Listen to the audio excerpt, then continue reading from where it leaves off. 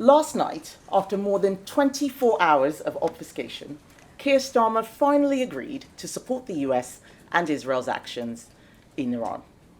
Canada and Australia had already backed our allies on Saturday, but until last night, Keir Starmer still couldn't tell the British people where our country stood, or even whether the UK would allow the use of our air bases. It took Iranian missiles hitting allies in the Middle East and threatening tens of thousands of British nationals across the Gulf before the Prime Minister finally climbed off the fence. Iran's regime has funded international terrorism, attacked British nationals, brutally repressed its own citizens, and continues to try to develop a nuclear weapon.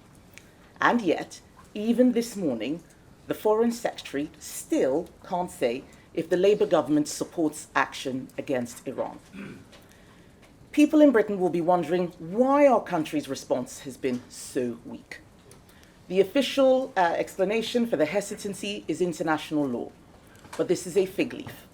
The real explanation is not legal, it is political. Across the UK, there are groups whose political loyalties when it comes to conflicts in the Middle East do not align with British national interest. These are people who Labour see as their voters because without them, they cannot stay in power. This isn't international law or principle. It's pure partisan political calculation from a Labour Party that has surrendered its right to govern our country, and it is the reality of decades of failed integration policy. We need to act in the British national interest. That is what politicians are elected to do. We are elected to make sure that we preserve the security and safety of citizens in this country.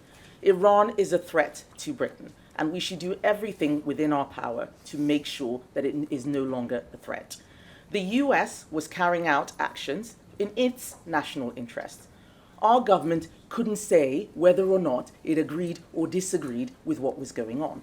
And let's be clear, international law is a fig leaf. It is not a coincidence that Canada and Australia, other allies led by left-wing governments, were able to say what they believed, that they agreed with the actions, and our Prime Minister was wringing his hands. That shows that this has got nothing to do with international law and everything to do with votes and where the Labour Party thinks its votes comes from. The lesson in Iraq was make sure you have the evidence first. In Iran, it is very, very clear what is going on. This was a regime that launched attacks on Israel on October 7th. We saw it very clearly with our own eyes, video evidence.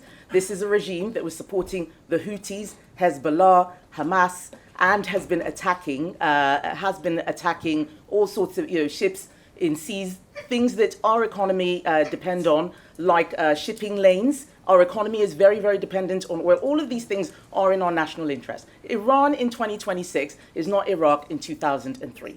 And it is quite clear that many of the people who are talking about learning lessons aren't actually being specific about what those lessons are. The lessons are to make sure that we are ready, we are able, and that there is evidence. I believe that all of those things were in place for this. We need to make sure that we do not put our country in danger. Yes, of course. I do not want to see a situation where we are sending British troops, people's sons and daughters, to war when we're not clear what is going on. With Iran, it is very, very clear what is going on. And we can't just bury our heads in the sand like ostriches and hope that if we just do nothing, the problem will go away. I do not want to see an Iran that has nukes, because if they do have nukes, we will be nuked. That is very, very clear. That is what we need to explain to many people who may not understand the specifics of this situation or the details. We need to be honest about that. Keir Starmer does not know what he believes. I know what I believe, and I'm able to say so. I think it depends. I don't think we needed a vote on this. And quite frankly, given that this is the most left-wing parliament with a lot of extremely silly people sitting there, I do actually worry about allowing people like Zara Sultana and so on to be voting on serious issues of national security. There is a place for MPs to vote. There is a place for that. But sometimes when things are moving quickly, we can't spend time with lots of people giving speeches written by ChatGPT about stuff that they don't know about. Let's focus on what matters.